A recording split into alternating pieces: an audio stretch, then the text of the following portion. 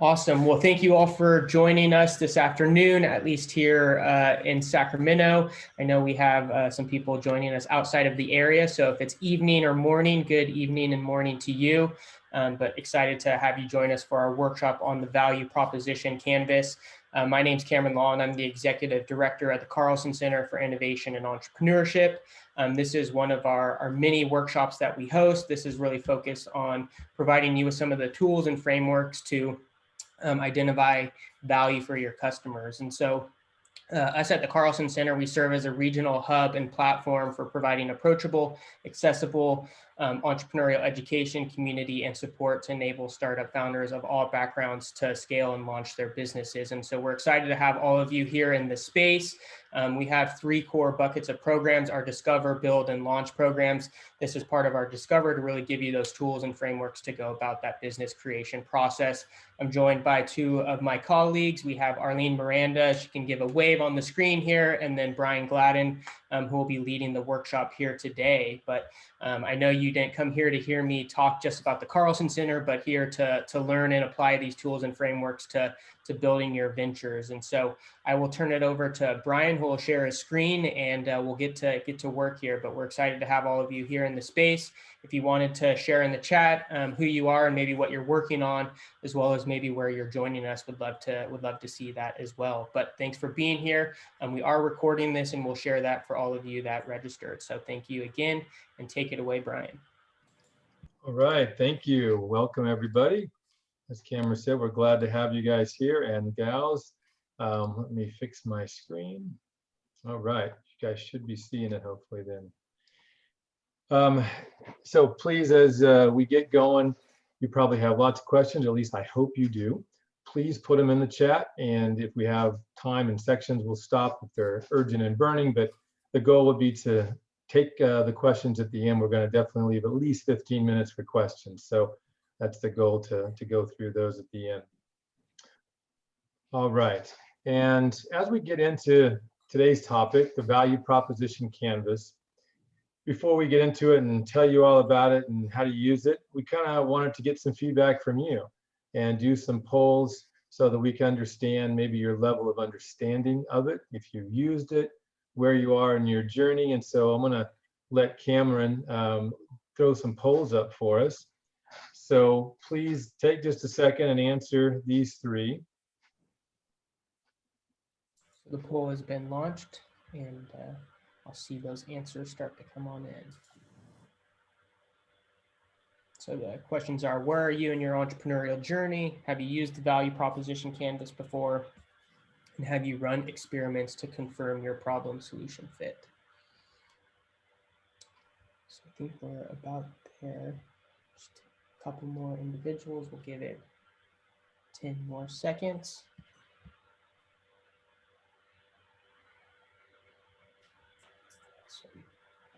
Nice. So I will end the poll, and I'll share the results so you're able to see it, Brian, and yeah, use it as you see.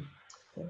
Awesome. So it looks like question 1, pretty good split. Where are we in the journey, which is pretty normal. So some folks just have an idea, want to learn how to better define that and go to market. Some are already ready to launch, and some of you already launched and just wanting to make sure you're innovating and optimizing what you're doing. So a good continuum of where you are on your journey, which is fine. Have you used the value prop canvas before? So most of you have not. We have a couple of potential experts here, so would love your feedback on, as we go through this, especially at the end on questions, real live experiences, things you learned, which would be great. Hopefully you can learn something new today that you didn't, and maybe you're like, oh, now I know how to use it better. So similar tool, fine, love to hear about that too. And then running experiments to confirm some of these findings or our opinions and assumptions. So most folks haven't, which is pretty normal. Some of you have, which is good, and love to talk about that at the end as well. We document some things. How do we use this tool to help us validate or confirm, or then go back and even do more testing? So good segue. So the value prop canvas. I'm going to get my little annotation tool so you can see me when I'm highlighting. All right. My goal here for you today, we're going to talk through what is the value prop canvas, a concept called jobs to be done, designing your value prop canvas, how to optimize it, and then examples of the value prop canvas, which is probably the most important thing so you can see it in action, and then how to use this in a pitch, the elevator pitch. So why do we use this VPC, value prop canvas, and what is it? So originally, the business model canvas, which is what you see on the screen, was created by a company called Strategizer, Alex Osterwalder. The business model canvas, if you haven't used it, hopefully some of you have been with us on our toolkit series, is the one-page summary of your business model, how you go to market. And it's the one that is used around the world in most business schools and companies as you document your business model and how you create, capture, and deliver value to your customers. It then was taken by Ash Maurya and morphed into the lean canvas for more of a startup entrepreneurs, which probably many of you are, versus corporate innovators. And there's a few of the elements that are different, more of a problem versus partners, more of unfair advantage versus relationships, and more metrics versus resources and assets. But a lot of the other elements are the same. What is the same is in the middle, the unique value prop, and on the right, the customer segments. In both models and canvases, they're the same. The value prop canvas is a layer below, and this is what it looks like. If you took your UVP, your unique value prop, and your customer segments that you're targeting, and you pulled those out and really mapped out what those are, that's the goal and the use of the value proposition canvas. It's a layer underneath the business model or lean canvas, and you can use it with either canvas. On the right-hand side is the customer profile. This is the most important area of the value prop canvas. That's where we start. And what is this? Well, it basically is a three-piece pie, if you will, of understanding your customer's needs in much more detail.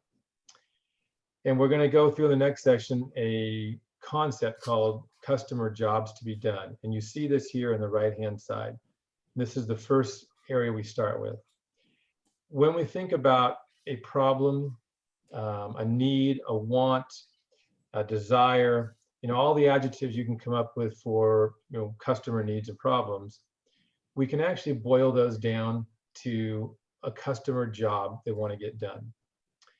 And when we describe what the customer is trying to get done in their work, their lives, how they express those things, we literally can put little stickies or words here that describe those customer big things they want to get done, right? The big rocks, the jobs. From those customer jobs come pains that they are worried about and that they are afraid of having, or that they already have and they're afraid of continuing. They're afraid of bad outcomes or risks associated with trying to get this job done. On the positive side, we have customer gains. Gains describe the outcomes that customers want to achieve or the benefits they are seeking. So whenever we get a job done or we get a problem overcome, or we actually satisfy a want or a desire, we have gains, right? What are those gains? And they could be multiple. Or we could have pains because we don't get it done properly.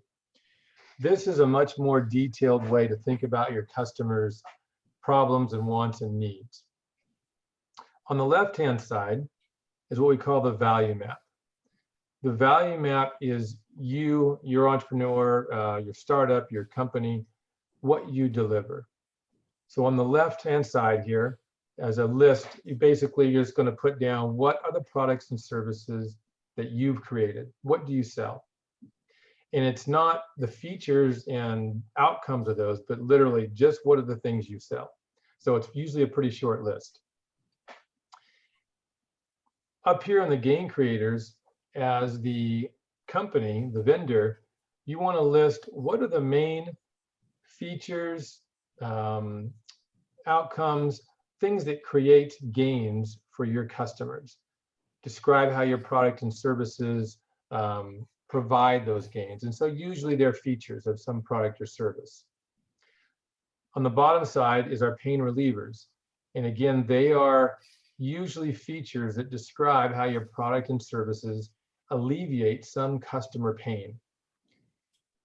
And we'll go through this in more detail, but the trick sometimes is sometimes it's an art as well as a science that you have a feature and you could say, well, it could be a gain or it could be a pain. Absolutely. So we'll talk through where to put those to best align with your customers' needs, gains, and pains. What happens after you do that, and we do a lot of validation in the marketplace, we run tests, which is why I wanted to ask you, if you've done that. The goal and the hope is that we come up with problem solution fit. And you might have heard this before. Hopefully you have. Product market fit is then the next step in the journey down the road. But the first step is really, does the customer's problem map to my solution, or vice versa? Does what I've created, my solution, map to my customers' pains and their gains? When you do, you have fit. And this is a great tool, the Value Prop Canvas, to visualize your problem solution fit with your customers' needs.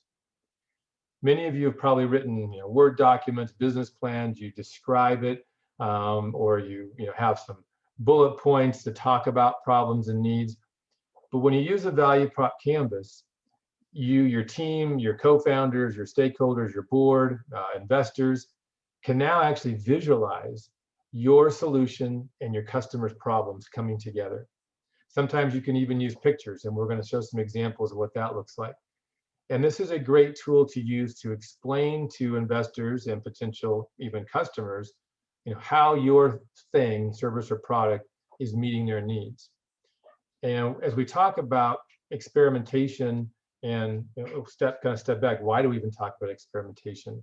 Well, we need to validate that our customers' pains and gains and needs are actually what we think they are, right? We have a lot of assumptions built in. So when you first fill this Value Prop Canvas out as an entrepreneur, those are our assumptions and opinions. Probably pretty good ones because you, I'm guessing, have experience in that industry, so you've seen them, you've observed these pains and gains, but there still are opinions and assumptions. So this helps us then understand, all right, I think these are gains and pains and jobs of the customer. I need now to go out to the market and validate and confirm that, yes, Mr. or Mrs. Customer actually has these pains and gains. And we'll talk more about that design in a little bit. But if you've already done that, sometimes the customer's pains and gains change, right? Think about COVID, through a crisis, a pandemic. Every industry has been affected. Every customer's needs have changed, some dramatically, some just very slightly. The question is, does your solution still map directly to the most important customer needs, pains and gains? And this is a great tool to understand that, especially every year when you do strategic planning, if you've already launched, you embed these sort of tools and processes to keep aligned with your customers' jobs and pains and gains. We've talked a lot about this concept of jobs to be done. So we want to dig into this a little bit more because it's really important when we start designing our value proposition canvas. So Clayton Christensen, one of the foremost leaders who passed away, but in disruptive thinking, disruptive theory, jobs to be done, Harvard professor. I love the quote, "Jobs to be done offers a clear way to innovate." Another person who worked with him and created a framework around jobs to be done, founder of Strategen, Tony Olwick, the focus should be on what jobs customers are trying to get done. And these two quotes speak volumes because we all want to innovate, whether you're a corporation or a startup, but we're trying to find the best tools, the frameworks to do that, as well as we want to make sure that we're meeting the customer's needs. Jobs to be done helps us with a framework and a mindset, really, a concept around that. We can actually use tools from, if you joined us in the Toolkit series, Lean Stack. the creators of the lean canvas. This is called the customer forces model. It's really just a visual of how customers go through their journey of finding a solution to solve a problem right now. The current way they do things, the old way, we're all comfortable with, we find resistance sometimes because things aren't working the right way. And then we have some triggering events, something that doesn't meet our expectations, right? Whether the product broke or my needs changed or whatever happens. And then we start searching for a new solution. Or sometimes there's new solutions in the market that are telling us we have a problem and are pulling us towards them, promise of something better. This can be thought of, this new desired outcome, as jobs to be done. What is the function, the reason that this solution exists? Product, service, doesn't matter, experience. What jobs am I helping the customer solve? So when we think about this visual journey of a customer and their jobs to get done, we also want to think about it in not just the functional way, which most of us, that when we're entrepreneurs, we create something, or we are selling something, or you're managing something. We think about the thing or the service, right? The product or service you're selling. What does it do? How does it? What's its functional use? And that's pretty much table stakes. That's easy. The task that you want to see accomplished. But the two areas that most folks forget about is we also have emotional and social jobs that we want to get done as users, right? We buy products and services to get jobs done, and they're not always just functional, they're emotional and social. So an example, I don't know how many of you are golfers, but we don't go golfing because it's functional, right? It's a lot of time, it's an entire day. We go golfing because it helps us socially relax, spend time with friends, emotionally, you feel better, get out, get some sunshine, some exercise. It's not real functional.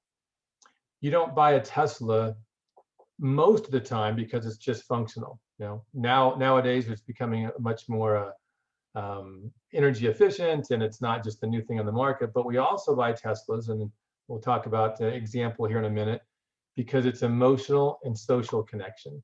Socially, we want to be seen as the new cool kid on the block with being eco-friendly, an electric car. And emotionally, your friends are going to give you compliments. Wow, that's awesome. It's really cool. So you feel good. It's not just functional. So when you're selling something or you're creating something, you need to think about the user's other jobs that they want to get done. There's, especially if you've been in sales before, or you've created companies, there's always hidden agendas and hidden objections. And a lot of times it's just emotional. They feel risk that they are going to buy that thing, or it's the unknown. They're unsure. If you've ever heard the phrase, you don't get fired from buying AT&T or IBM, right? It's the standards. People sometimes are afraid of the unknown, or they do things because others have done it before. What are those emotional and social needs that you need to understand? What job do they want to get done? Here's a couple of examples, and these were real world ones that this one, Clayton Christensen and his company worked with McDonald's on. And some of you might have seen this before. So initially, McDonald's came to him and said, we need to get some help around innovation. We want to understand our products better, certain times of day, why people buy things. And their hypothesis was that people, especially around milkshakes, buy them because they like the taste and the dessert. Well, what the data showed them was that half of the milkshakes that are sold at McDonald's are sold before 8 o'clock in the morning. And people were always alone when they bought them. And most of the time they were through the drive-through. Really, really interesting findings. So when you dig into the data, then you say, okay, why is this so? That's not what a normal hypothesis would have been. You would say, oh, let's just, have more flavors at night when people have dessert. Well, if you look into the data, that was not what's happening. So now we need to go out and run experiments and understand what's the job the customer is trying to get done by buying milkshakes by themselves in the drive-thru at 7:30 in the morning. And what they found was shocking, that people were buying milkshakes not because it tasted good and they wanted dessert, but because the job was to keep them full on their way to work while they commute. Because it's too hard to eat a breakfast sandwich while you're driving, get in a wreck, you can't have a full plate of food. Protein drink is one option, right? Substitute. But people were like, oh, I'm just going to go through the drive-through. When I get something that's thick and heavy versus a coffee, it's going to fill me up, get me for the next couple hours when I can get a break, get to work, do my email. And this is why most milkshakes were sold. So if you just had a hypothesis out there and didn't do any market validation, you would have never seen this. And you wouldn't have known what the job to be done was. You probably would have just started innovating around flavors and different things, but not understanding why people were doing it. Here's another example. So Lyft, and we kind of storyboard out here what some of these functions are. So what's the normal situation? You need to go somewhere, you don't want to drive, or you can't drive yourself. So what is the motivation that you want to happen? I want a ride to come within minutes. I want to pay automatically. I want to feel safe on my ride. These are the jobs that you're trying to get done. Functional, emotional. What are some of the pains and gains that you hope to have happen? Well, I want to avoid planning and scheduling ahead of time. I want to skip money transactions with the driver. I want to relax and use that time to catch up on work and email and news. So these are the positive, social, emotional here, more functional things here that are the pains and gains of the outcomes of your jobs to get done. So let's take a look at designing your value prop canvas. We already talked about that it is a layer below the business model canvas. And this is an example of Hilti and some power tools. Here's the thing we make, right? You're in the middle. This then is directly relates to your solution, right? Quality tools, ergonomic, held in my hand, safety trigger. These are the features, right? The pain relievers, robustness means less maintenance. Long life makes overall cost cheaper. On the right side, who's the customer? Builders. What are they trying to get done? Very simplified, obviously here, but get construction done. What are they worried about? Expensive tools, time lost in maintaining tools. They would love to enjoy their work and have safe employees. So it's just a very simplified view of how do you pull that out when you're using your business model or lean canvas as a very high level executive summary. The VPC gives you more detail, right? It's that much lower level. We also, when we design our value prop canvas, we want to focus on one value proposition at a time. Don't get your VPC convoluted with 2 or 3 value props, right? Maybe you have a service and you have a product, and now you're creating some other new thing. So if they're very related, that's fine. You can do a product and then maybe the future offering is a SaaS service, but try and keep it focused on one value prop at a time. Remember to build in emotional, social, and functional jobs when you're looking at the jobs and pains and gains. And we're going to look at this in a second, but we want to identify the most high value jobs. Not all jobs to get done or pains and gains are equal, right? So one of your goals as a startup entrepreneur is to prioritize which ones of those matter the most so that you can build your solution to solve for the most important pains and gains in jobs. Because if you're only meeting you have a list of 10 and you're only meeting 7, 8, 9, and 10, people aren't going to pay you that much for their lower level jobs. They're going to pay you to solve their biggest problems. And then focus on a limited number of pain relievers and gain creators. You might have 10 different features that solve pains and gains, and there might be a dozen pains and gains for your customers. You don't have to solve all of them. We just want to solve the most important ones, so a subset of those. So you don't need to have every single line matching up from left to right. So how are some ways that we can think about going out into the market and tools we can use to help us populate our value prop canvas and verify? Well, whether you have some pretty tool and worksheet like this, or you have your own Excel document or Word document, one of the most important things is to get out into your marketplace, whether it's a current market or a new blue ocean, a market you're trying to create that you don't even think exists, that there's not even customers yet. But we want to understand your customer's world in more detail, your prospect's world. And this is both from what you see and asking them and talking to them about what they do and how they act. So we want to both do observation, which is one of the things that people forget about, as well as interview and feedback. Many times people will tell you what they think you want to hear. And as an entrepreneur, that's not good enough. You need to actually observe in the setting people using an existing alternative or a substitute product or some way they get around the problem now. And then you need to make some notes of your own. Why did they do certain things? What were some outcomes you saw? What were some problems that currently exist that you can then innovate to create a better solution for the experience? When you do that, you're going to probably see a dozen jobs and pains and gains, and the customer is going to tell you about some of these. And this is just again, another worksheet, a tool to figure out, are they really important jobs or just so-so jobs? And you can ask your prospects and customers this. Can you actually feel the pain or the gains and see them? Are they tangible, or are they more emotional and social? Are there unresolved pains and gains? Right now, what's every solution or service in the world, there is an existing alternative for whatever product you want to sell. The question is, how closely related to your solution is this existing alternative? An adjacent market, something new, something really old that doesn't work too well? What are those unrealized pains and gains?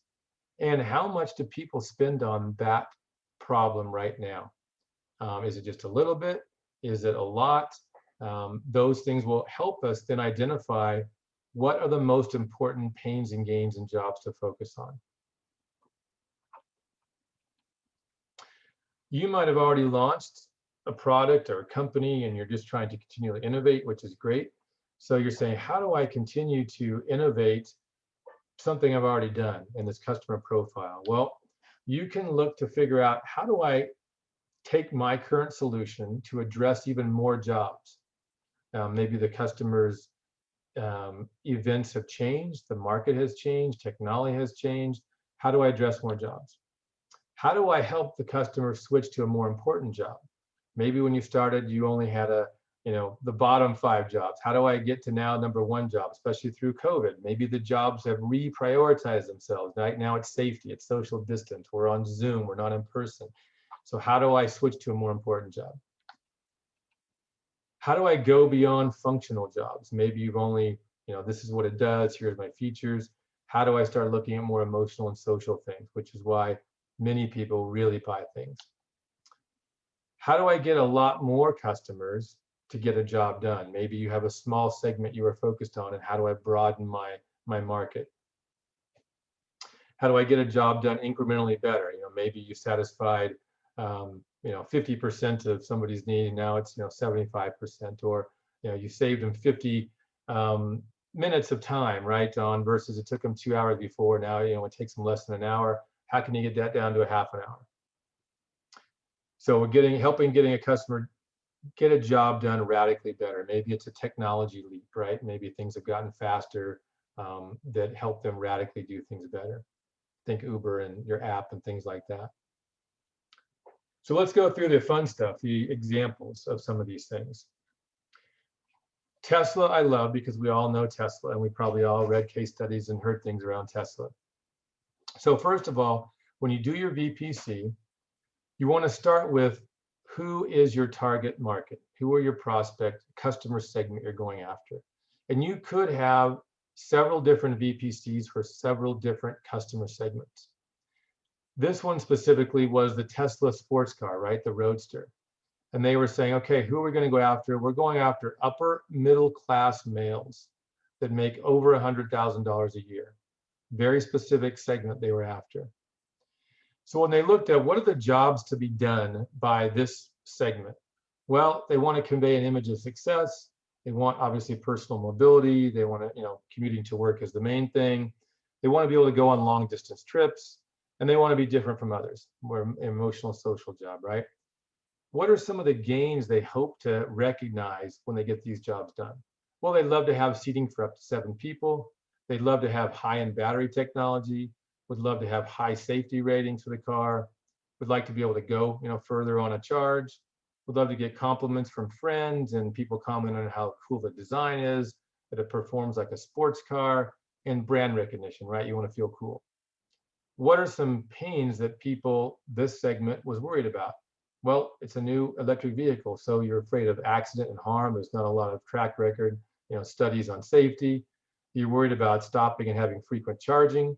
You're afraid of a dead battery, that there's a lack of charging stations if you're going on long trips, and that you're afraid that you're going to be that early adopter is going to buy the car, and then 6 months to 12 months later, it's going to drop by 50% the price. So you're afraid of that. So you as Tesla, what do you make? Well, you literally have the Model S and the Model X cars you make. You also have a couple of extra options, right? Maybe sport or options like that are real packages to purchase, as well as an extended battery warranty, right? Real things you're purchasing versus a feature. So what are some of the gain creators in here? Well, 17-inch touchscreen, pretty cool. That's going to help you with things around design and compliments and all this technology that you want. Autonomous car driving, safety ratings, again, design and compliments. This one's very cool. Performance from 0 to 100 kilometers, right, in under 6 seconds. Well, perform like a sports car. Again, high-end battery, so it's very powerful. What are some pain relievers? Now you have a charging network. And again, here's one of those things, you could have put charging network up here.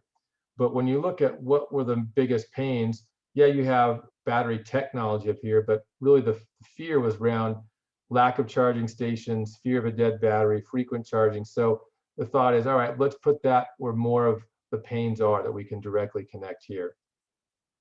Up to 7 seats, and again, you can charge very quickly. So when you do that, you now have fit because you're meeting most of the high-level pains and gains.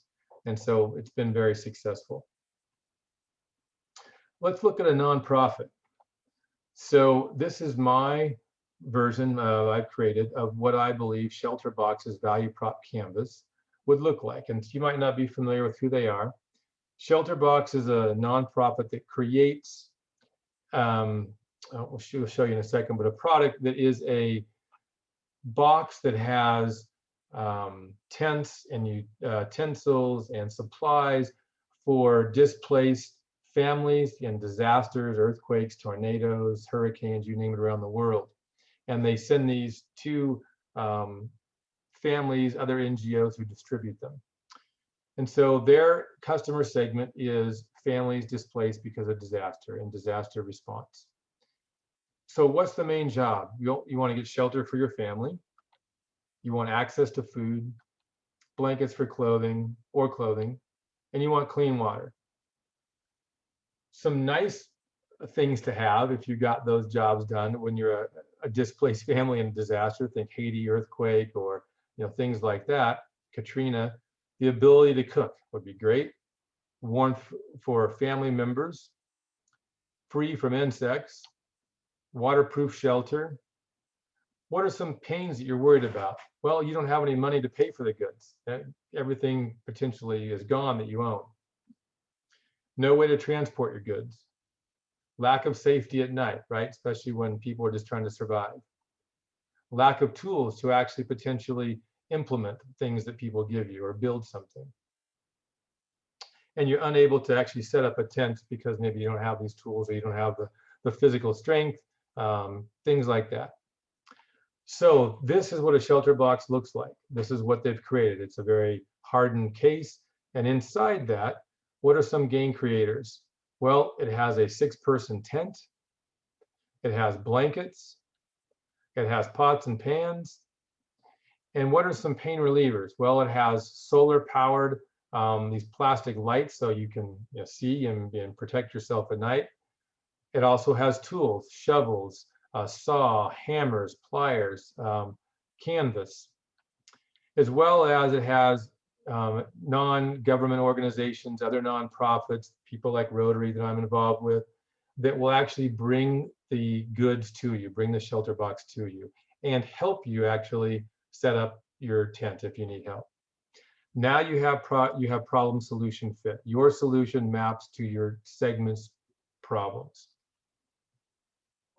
So our last example, what if you have a multi-sided platform? You know, your Airbnb, your Uber, you know, your Facebook. You're trying to, you know, connect two different groups, you know, buyers as well as sellers.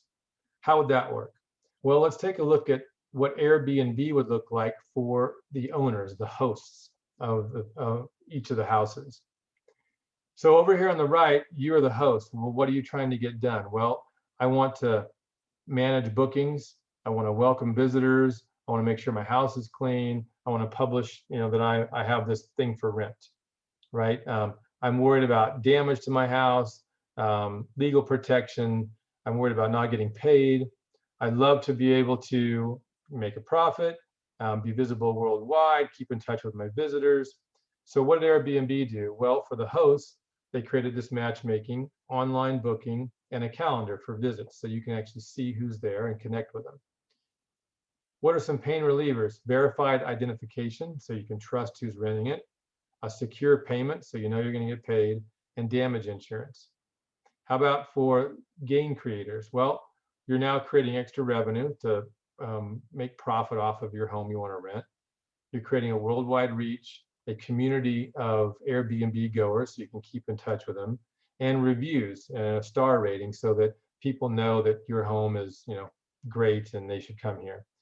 So you do this also for the traveler side, so you'd have a separate VPC, and you want to just make sure that you are really focusing on the most important things. And when you think about damage, difficulty, trust, these are social and emotional things.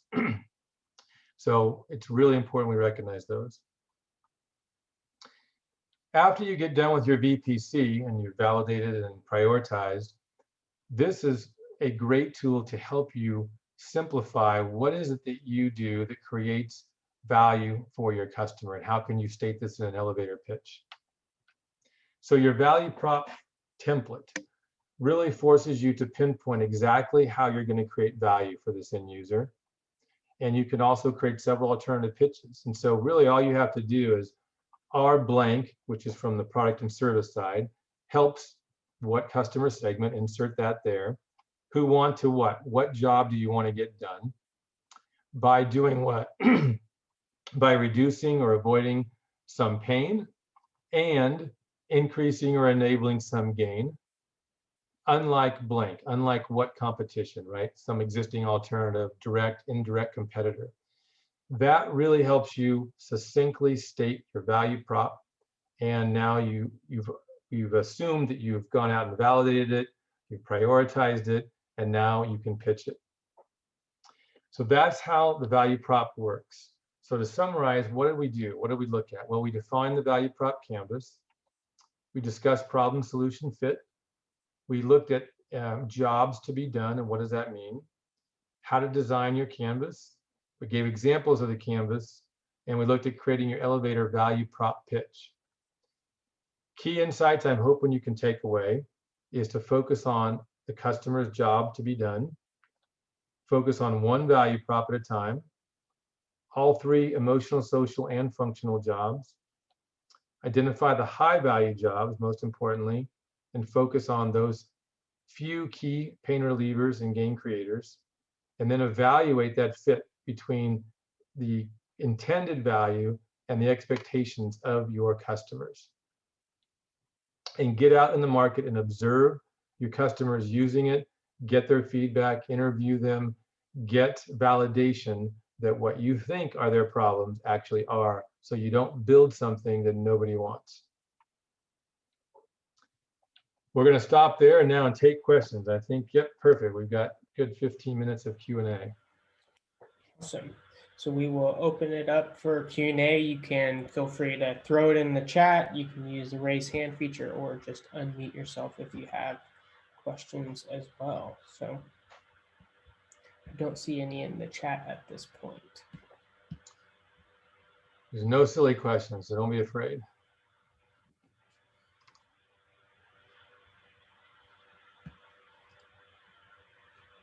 Anybody? Yeah, we got one in the chat. So it says, referring to gains or pains, is one stronger than the other? Great question. And there's no right or wrong answer. So I think that is where that prioritization, you have to talk to the customers. You might have a hypothesis, assumption, but you need to ask them, is the pain, the fear of getting in a wreck with some, new self-driving car, as an example, is that greater than just the gain of having the car drive you? Which you need to get that feedback and validate in the market, right? That'd be a good example of that. Personally, for me, it would be the fear would be greater than the gain. So you want to make sure that that's safety, right? Thinking about social distance and COVID as an example of safety. That could be a greater driver than the actual gains themselves.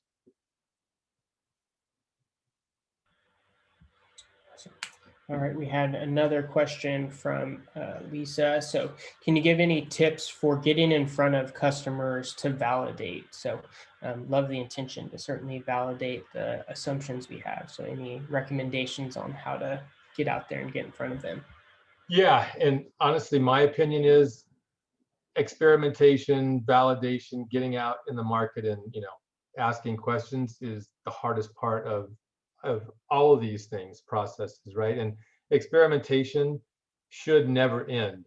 We're always having a hypothesis or an assumption, and whether it's the value prop canvas or creating your business model canvas or creating the features, right? We're always need to go out and ask customers. So there's a few simple ways that are less onerous, less costly, less time consuming. The first one is, if you're a B2B or B2C, figure out what that is. But literally going out on a street corner, right, is one way, and asking people. You probably been approached too, and to go into a grocery store. Oh, you have a few seconds to answer a question. Literally, that's one way to do it if you're doing a B2C, right? Get out and talk to customers. Another less, I guess, way people are a little frightened about doing that is doing a blog. Go on to a LinkedIn group or a Facebook chat group or some other group where you can do a blog and say, hey, I know you're interested in some user group in XYZ. What do you think about this? Is this a problem? So, right, you can elicit feedback from some sort of user group, and LinkedIn's a really good way for that. Or an association. Maybe it's healthcare, and you have some new service or product. You could go onto a forum and either ask questions or make a statement and ask, do you agree with this? Here's our findings. And then you'll actually get early adopters, the people, one, who get the problem, and two, are probably so immersed in the issue, they're looking for a solution, that they're going to give you feedback, right? So that's another way to find early adopters. So there's all sorts of ways to do testing, experimentation, depending on if you're gathering insights or are you in the stage of creating your MVP and your actual product. So just, you don't want to spend too much money and time on the insights phase. You just go out there, talk to people, blogs, newsletters, forums, customer emails, surveys, SurveyMonkey, MailChimp, those sort of things as well. Awesome. So yeah, just taking that similar testing approach to basically the various channels, right? And seeing if you're not getting the traction in terms of response via those channels, then maybe looking elsewhere, but kind of sticking to it for, I think that design sprint, for lack of a better term, kind of sticking to the, 2 weeks or so to test that particular channel and then how they react to the value proposition there. So great question. And if there's any follow-up on that, feel free to throw it in the chat or unmute yourself. We did have one question related to not necessarily the value proposition canvas per se, more so of the lean canvas. So maybe just real briefly, and then it looked like Thor unmuted himself, so he can ask a question right after this. But what do you mean, or what does the unfair advantage in the lean canvas mean? And so one thing is you can certainly come to our toolkit series, which I'll share later. We go a little more in depth, but if you want to just give a high level thought on that, Brian. Absolutely. I'm gonna go back up so we can see what someone's asking about. So this is the lean canvas. If you're not familiar, again, it's a augmentation of the business model canvas. And what it is really for entrepreneurs, you have your problem here, your customer here, the outside pillars are most important. And this box here, unfair advantage. And that is, what is something that you have or you are or you do, maybe it's your knowledge, maybe your experience, maybe a patent you've created, technology that you've developed, that you have that somebody else can't easily copy. Why you? So when an angel investor or a VC, when you're pitching to them or you need money, they're going to say, why you, right? This sounds cool, but why can't somebody else do what you're doing? Gee, you've got 30 years experience in this industry and you've got 2 patents and you have this, technology, blah, blah, blah. Or you have a sole source contract and you have relationships. These are real unfair advantages that keep people from copying you overnight. That's the big thing. What can, SEO would be another one, right? So if you have organic, Google, you're on page 1 of Google, you can't buy that tomorrow, right? That takes months or years to organically grow. Okay, I had a follow-up there to the how to validate that you were talking about earlier, Brian. And yeah, get an Excel spreadsheet. If you don't have Excel, get Google Docs and get the, what do you call it? The Google Sheets or whatever, and just create a survey and just go everywhere. And every time you meet somebody, just ask them a question, and maybe they're your target customer and maybe they're not, and they'll give you some insight. And if you're, not a people person, you don't want to be in front of people or whatever, maybe you got a nephew, a niece, a cousin, or somebody who's looking for a summer job, and you can pay them, $15 and tell them, hey, go stand on the street corner out here at the mall, or go to the mall and just go walk around. Maybe you have a relative who wants to be, a social media kind of person, and they want to do those kinds of interviews. You can get a lot of data that way. People love to talk, and when you ask them questions, hey, what do you think about this? What do you think about that? They're always eager to give you that information. Maybe you don't get the right information. Analyzing all that information is hard, but yeah, I think you're right on there. Just ask everybody. Yeah. Thank you, Thor. It's tough. There's certain people that love to do that, but honestly, most folks going out talking to strangers, it's not easy. So it's probably one of the hardest things you have to do as an entrepreneur, especially nowadays. Most entrepreneurs are very techie, right? People that are engineers like to build stuff. They're maybe not the most salesy people, so you're not like, I don't want to go out and talk to 100 people. It's not what I do. So to Thor's point, you got to find someone to do it for you. So, any other questions or follow-ups from some of the information that was shared?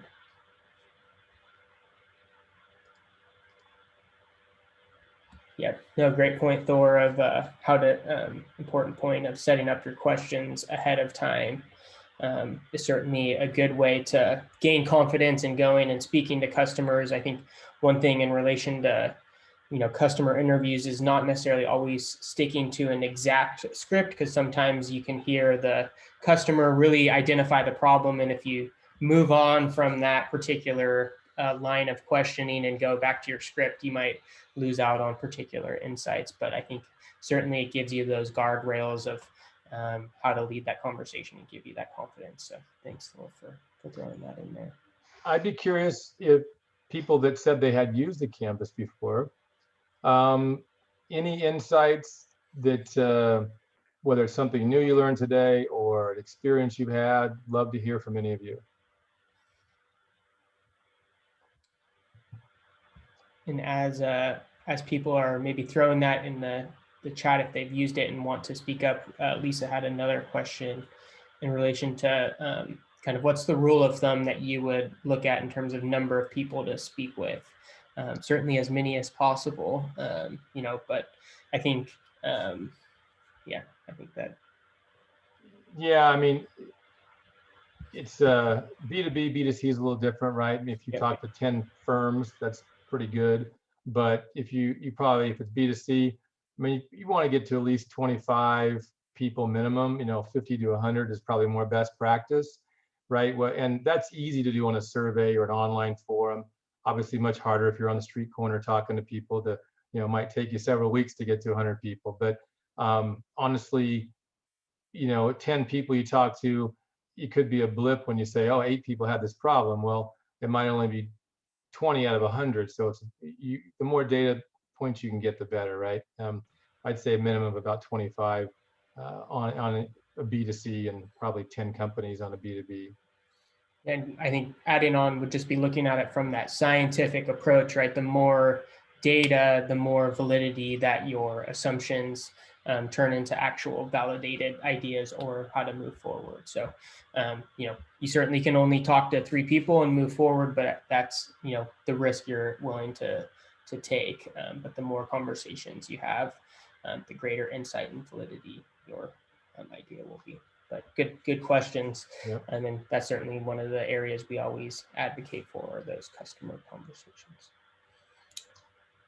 I'd love, people don't have any questions. I'd love any feedback. And if you don't want to talk, you can write in the chat. What were the key insights you took away from today? Any new learnings for those folks who, have used it, or what key things stood out to you if it's new to you? We did get one additional question. What makes a job more high paying than others, be it functional, social, or emotional?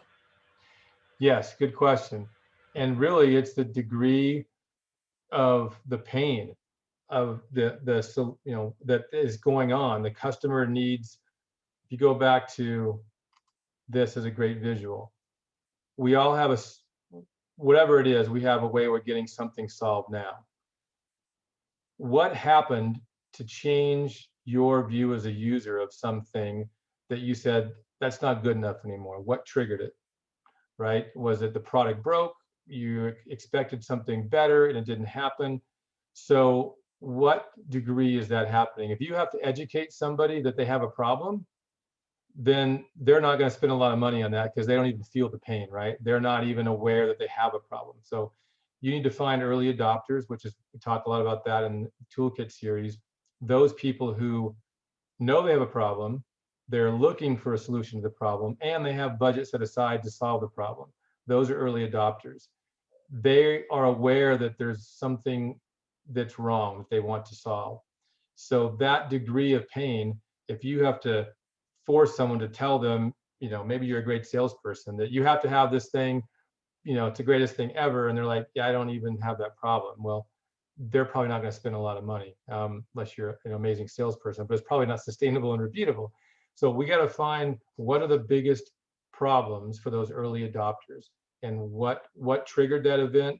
Is it some macro level environment thing like COVID? Is it some technology trend? Is it new competition in that industry? What is happening that is making users look for a better way?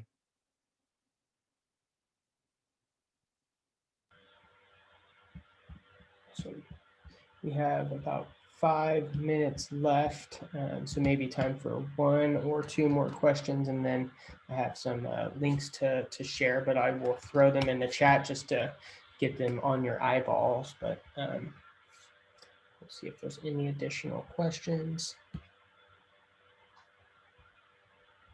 And we hope you join us on the other workshops from the Carlson Center and the Toolkit series, deeper dive. Or if you're launching and you need help, then reach out to me, directly as well. We have some office hours, but if you want consulting help, I'm happy to talk with anybody. So I will speak a little bit to these links while maybe some questions are coming in.